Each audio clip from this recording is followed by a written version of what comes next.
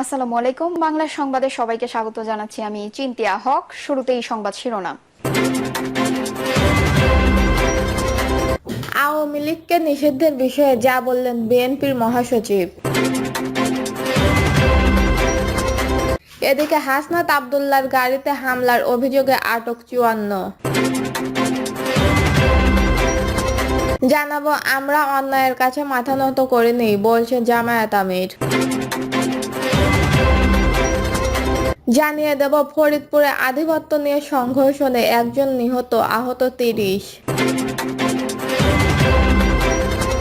এবং সর্বশেষ জানাবো, আপনাদের সংস্কারের কোনো প্রয়োজন নেই, দ্রুত একটা নির্বাচন দেন, বলছেন কায়কোবাদ।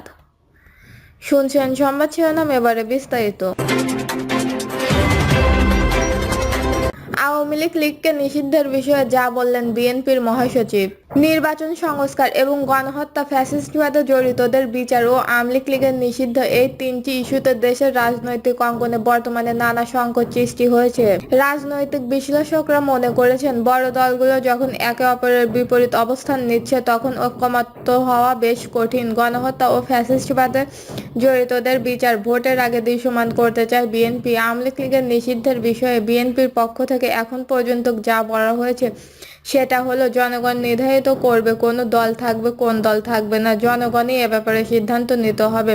গণহত্যার বিচার ও আওয়ামী লীগের নিষিদ্ধের বিষয়ে শনিবার বিএনপির মহাসচিব মির্জা ফখরুল ইসলাম আলমগীর বলেন, বিএনপির গত ১৫ বছর শেখ হাসিনার শাসন আমলে সংঘটিত মানবাধিকার লঙ্ঘনের অভিযোগে আন্তর্জাতিক অপরাধ ট্রাইব্যুনালে মামলা দায়ের করেছে। যারা দেশের মানুষকে হত্যা করেছে তাদের বিচার অবশ্যই হতে হবে। তবে আমরা কথা বলে আসছি যে কোনো পার্টি নিষিদ্ধ হলে কোন পার্টি কাজ করবে কোন পার্টি কাজ করবে না সেসব বিষয়ে জনগণ সিদ্ধান্ত নেবে। জনগণের কাছ থেকে এই সিদ্ধান্ত আসতে হবে। এনসিপির জোরালো দাবি, ভোটের আগে সরকারকে গণহত্যার বিচার নিশ্চিত করতেই হবে। এছাড়া আওয়ামী লীগ নিষিদ্ধের বিষয়ে দলটি শুক্রবার এক সমাবেশ থেকে তাদের অবস্থা অনেকটা স্পষ্ট করেছেন। এনসিপির নেতারা বলেন, আওয়ামী লীগের নিষিদ্ধ করতেই হবে। জনগণ ৫ আগস্ট আওয়ামী লীগের লাল কার্ড দেখিয়ে দিয়েছে। মূলত আওয়ামী লীগ নিষিদ্ধ করার দাবিতেই এনসিপির এই সমাবেশ আয়োজন করে। আওয়ামী লীগের নিষিদ্ধের ব্যাপারে জামায়াতের সেক্রেটারি জেনারেল অধ্যাপক মিয়া গোলাম পরোয়ার সম্প্রতি বলেন, এটা আমাদের আগেই বলেছি, নিষিদ্ধ করার কাজ তো সরকারের। জনগণের প্রত্যাশা যেটা সেটা সরকারকে বিবেচনায় নিতে হবে। দল নিষিদ্ধের কাজ তো সরকার করে, কোনো পার্টি তা নিষিদ্ধ করতে পারে না। হাসনাত আব্দুল্লাহর গাড়িতে হামলার অভিযোগে আটক ৫৪। গাজীপুরে জাতীয় নাগরিক পার্টির দক্ষিণাঞ্চলের মুখ্য সংগঠন হাসনাত আব্দুল্লাহর গাড়িতে হামলার অভিযোগে ৫৪ জনকে আটক করেছে পুলিশ। তাদের প্রায় সবাই আওয়ামী লীগ ও সংশ্লিষ্ট বিভিন্ন সংগঠনের নেতাকর্মী বলে পুলিশের দাবি।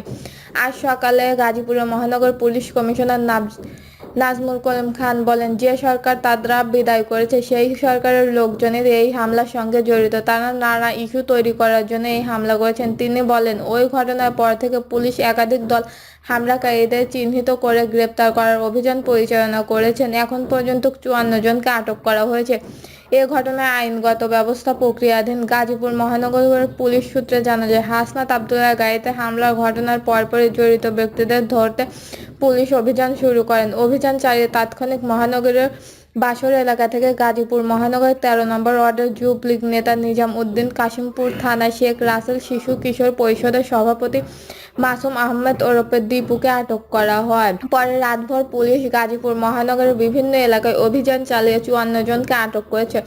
১৪ ঘন্টা আগে হামলায় গাড়ির কাচ ভেঙে আঘাতপ্রাপ্ত হয় এনসিপির নেতা হাসনাত আব্দুল্লাহ। গতকাল রোববার সন্ধ্যায় গাজীপুরের চান্দা চৌরাস্তায় এনসিপির দক্ষিণাঞ্চলের মুখ্য সংগঠক হাসনাত আব্দুল্লাহর গাড়িতে হামলার ঘটনা ঘটে। মহানগর পুলিশের অতিরিক্ত পুলিশ কমিশনার জাহিদ হাসান গতকাল রাতে প্রথম আলোকে বলেন, সালনায় গাজীপুর কৃষি বিশ্ববিদ্যালয়ের এলাকা থেকে ঢাকায় ফিরছিলেন হাসনাত আব্দুল্লাহ। চান্দানা চৌরাস্তায় এলাকায় যানজটে আটকে পড়া অবস্থায় ৪ থেকে ৫টা মোটরসাইকেল করে এসে তার গাড়ির উপর হামলা চালায় দুর্বৃত্তরা। হামলায় তিনি হাতে আঘাত পান এবং গাড়ির কাচ এবং উইন্ডশিল্ড ভেঙে যান। যানজটে আটকে থাকা অবস্থায় ৪-৫টি মোটরসাইকেল এসে হাসনাতের গাড়িতে হামলা চালায়, এই মন্তব্য করেছে পুলিশ। দুর্বৃত্তের হামলায় হাসনাতের গাড়ির কাঁচ ভেঙে গেলে হাসনাত আবদুল্লাহর কনুইয়ের কয়েক জায়গায় আঘাতে কেটে যায় বলে জানায় পুলিশ কর্মকর্তা জাহিদ হাসান। তিনি বলেন, দ্রুততম সময়ে ওই স্থান ত্যাগ করে হাসনাত আবদুল্লাহর গাড়ি সহ বোটবাজার এলাকায় ইসলামী ইনস্টিটিউট অব টেকনোলজি ক্যাম্পাসে আশ্রয় নেয়। পরে তার কাছ থেকে বিস্তারিত জেনে তাকে উত্তরা পূর্ব থানায় নিয়ে যাওয়া হয়। সেখান থেকে পুলিশের আরেকটি গাড়ি তাকে রাত 8:30টার দিকে নিরাপদে ঢাকায় পৌঁছে দেওয়া হয়। আমরা অন্যায়ের কাছে মাথা নত করি নেই, বলছে জামায়াত আমির। বাংলাদেশের জামায়াত ইসলামী আমির ডক্টর শফিকুল ইসলাম বলেছেন, শত অন্যায়, অত্যাচার, নির্যাতনের মধ্যেও আমরা আল্লাহ ও তার রাসূলের পথে টিকে আছি। আল্লাহর রহমতের কারণে আমরাও অধৈর্য হইনি। মিথ্যা মামলা সত্ত্বেও কখনো অন্যায়ের কাছে মাথা নত করিনি। জামায়াতে আমির মহান আল্লাহর শুকরিয়া আদায় করে আরো বলেন, আমাদের সামনে উদাহরণ হলো রাসূল সাল্লাল্লাহু আলাইহি সাল্লাম এর জীবন ও কর্ম। আমরা আল্লাহর হুকুম, রাসূল সাল্লাল্লাহু আলাইহি সাল্লাম এর সুন্নাহকে সর্বদা অনুসরণ করতে হবে। আমাদের সব সময় আল্লাহর কাছে সাহায্য কামনা করতে হবে এবং ঈমান ও তাকওয়ার সঙ্গে সর্বোচ্চ ত্যাগ স্বীকার করার দায়িত্ব পালন করতে হবে। আমরা সংগঠনের কাছ থেকে ইসলামের যে শিক্ষা ও প্রশিক্ষণ পেয়েছি তা আপাতত অত্যন্ত কঠিন মনে করে দায়িত্ব সঠিকভাবে বর্জন ও পালন করে আল্লাহ তাআলা আমাদের সব কঠিন কাজকেও সহজ করে দেবে ইনশাআল্লাহ। ডক্টর শফিকুর রহমান বলেন, আমরা নানা সীমাবদ্ধতার সত্ত্বেও দ্বীনি দায়িত্ব পালন করে যাচ্ছি। আমাদের দায়িত্ব হলো ভবিষ্যতে যারা ইসলামী আন্দোলনের নেতৃত্ব দেবেন তারা আমাদের চেয়েও বেশি দক্ষ ও যোগ্য হিসেবে গড়ে তোলা। ফরিদপুরে আধিপত্য নিয়ে সংঘর্ষে একজন নিহত, আহত 30। ফরিদপুরে ভাঙ্গায় আধিপত্য বিস্তার নিয়ে বিরোধী দুই পক্ষের সংঘর্ষে এক ব্যক্তি নিহত হয়েছেন। এতে আহত হয়েছেন অন্তত 30 জন। ঘটনাটি ঘটেছে উপজেলার ঘাগুড়া ইউনিয়নের মকমপাট্টি গ্রামের। নিহত কুদ্দুস মোল্লার বাড়ি মটকপাট্টি এলাকায়। আহত ব্যক্তিদের ভাঙ্গা স্বাস্থ্য কমপ্লেক্সের বিভিন্ন হাসপাতালে ভর্তি করা হয়েছে। পুলিশ ও স্থানীয় সূত্রে জানা যায়, ঘাড়ুয়া ইউনিয়নের মটকপট্টি গ্রামে আধিপত্য বিস্তার নিয়ে দুই পক্ষের সংঘর্ষ হয়। এক পক্ষের নেতৃত্ব দেন মটকপট্টি গ্রামের দবির মাতুব্বর ও অপর পক্ষের নেতৃত্ব দেন একই গ্রামের বজরু মুন্সি। গতকাল রাত 8:30টার দিকে দুই পক্ষের কয়েকশো লোক ঢাল, শক্তি, রামদা ও ইটপাটকেল নিয়ে সংঘর্ষে জড়িয়ে পড়েন। দুই পক্ষের দফায় দফায় পাল্টাপাল্টি ধাওয়ার ঘটনা ঘটে। দুই ঘটনায় সংঘর্ষ হয়। সংঘর্ষে আহত কুদ্দুস মোল্লাকে রাত 10:30টার দিকে ভাঙ্গা স্বাস্থ্য কমপ্লেক্সে আনা হয়। চিকিৎসাধীন অবস্থায় তাকে মৃত ঘোষণা করা হয়। উপজেলা স্বাস্থ্য কমপ্লেক্স ও পরিবার কল্যাণ কর্মসংস্থা তানভীর জুবায়েদ বলেন, সংঘর্ষে আহত ব্যক্তিদের হাসপাতালে ভর্তি করা হয়েছে। কুদ্দুস মোল্লা নামের একজন ব্যক্তিকে হাসপাতালে আনার পর মৃত ঘোষণা করা হয়। তার গলায় ধারালো অস্ত্রের কোপানোর চিহ্ন ছিল। নিহত কুদ্দুস মোল্লার ছেলে মিন্টু মোল্লা বলেন, আমার বাবাকে দবির মাতুব্বরের নেতৃত্বে কুপিয়ে হত্যা হয়েছে। আধিপত্য বিস্তারের বিরুদ্ধে এ ঘটনা ঘটেছে। ভাঙ্গা থানার ভারপ্রাপ্ত কর্মকর্তা মোহাম্মদ আশরাফ হোসেন বলেন, আধিপত্য বিস্তার নিয়ে এ সংঘর্ষ ঘটেছে।